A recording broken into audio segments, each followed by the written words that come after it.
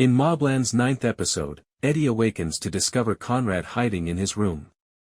He wants to talk, although the entire context of this isn't revealed until later in the chapter.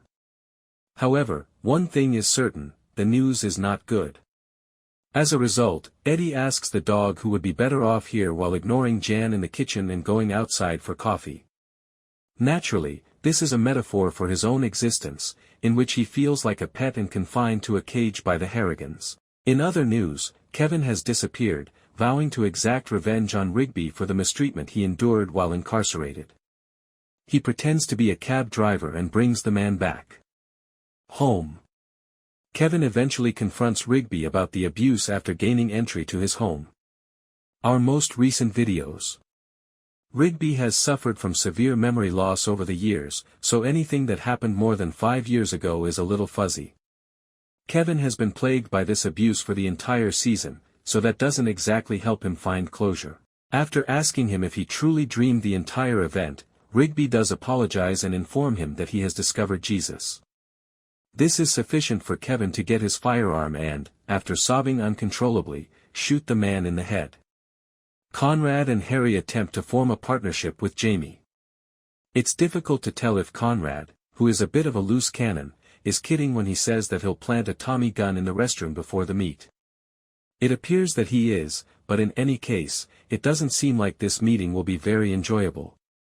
Initial impressions are also unsatisfactory. In order to reach an agreement, Serafina gets down to business and tries to make things more amicable. Jamie has his own motivations for being here.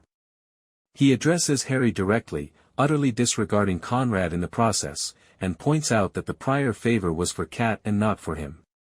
Conrad gives him 4 hours to make up his mind, but Jamie just assures Harry that he understands his desire to leave the Harrigans. Back home, this really irritates Conrad, and it doesn't help when Maeve asks him about Alice joining him for dinner and tells him not to do anything foolish. However, Alice is very giddy with her clandestine adventures. Colin, who is now in charge of the case after the murder of those 2 officers the last time, can see Alice's delight. He tells her bluntly that she shares his willingness to take risks and invites her to try to plant evidence at the Harrigan residence in order to get a major promotion and a handsome salary. When they get back to the mansion, Maeve tells Gina to stop bothering Eddie. She frightens Gina into fleeing by threatening to eat her eyeballs and roaring viciously. Bella arranges traffic here with the Home Secretary after meeting with Antoine. We can see that Antoine has a camera on his tie as the group starts to converse. This supper at the Harrigan estate is actually the catalyst for something significant that is. After bugging Alice's phone, Colin talks to Richie about the current strategy, which includes having a tactical squad on hand and prepared to intervene as soon as Alice plants the evidence. Richie acknowledges Harry's discontent and believes he won't get caught in the crossfire, which is something at least. After confirming that Harry has gotten the rat out of the house, Jamie accepts the Harrigan arrangement. Harry attempts to settle the matter before it becomes chaotic because he is aware of who this is. In order to make amends, he must also meet with Kat the next day at 5 p.m. Even though Gina is not feeling well, the meal is nonetheless held that evening. Maeve, a total loose cannon, talks about how marriage is fragile, comparing it to an egg. It's also important to note that she appears to be somewhat uncomfortable when she holds Eddie's thigh. Serafina, on the other hand, gets right to the point. She doubts Alice's intentions and why, considering her surroundings, she doesn't feel a little afraid, but Maeve is the one who makes Alice's uneasiness drop off the Richter scale and get up to leave the table.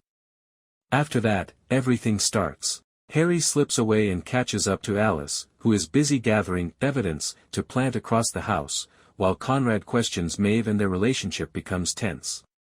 Here, the facade falters because Alice is aware that the game is over. Harry lets her go when she tells him what's going on. He keeps it a secret from Conrad as well, and he and Maeve end up fighting until the cops arrive. Despite the fact that Maeve and Conrad are both detained, they end up singing and laughing as they are loaded into police vehicles. The review of the episode. The last shots effectively capture the complete pandemonium that Maeve and Conrad have generated here, and it appears that the Harrigans' time is coming to an end. Given their cold, cunning, and sociopathic inclinations, the two are devil's servants who deserve each other and are the epitome of evil. It's also intriguing that Harry, who has always been largely devoted to Conrad, chose to let Alice go without much of a fight. But even he can see that the two have been falling apart for some time. Even though Freddie was one of the moles, it seems like there might be another one working with him inside the house. But we'll have to wait and see if Conrad and Maeve's allegations hold up, so the finale next week will be up in the air.